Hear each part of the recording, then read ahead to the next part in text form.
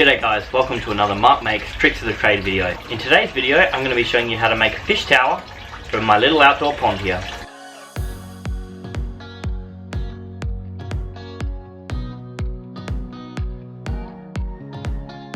All you'll need for this project is a fish tank, a short length of hose and a stand to sit the tank on.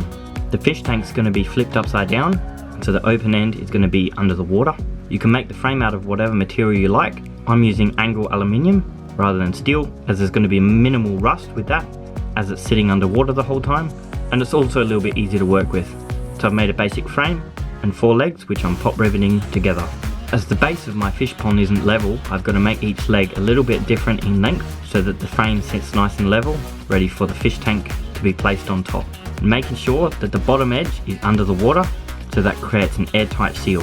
Then you grab your hose, place it underneath the tank and start sucking out all the air. As the water level rises, it's going to get a little bit harder and potentially slow down a bit, but a tank this size is certainly manageable. I've got a hose here which is running water straight into the pond, so the water level stays the same and keeps that seal between the tank and the water.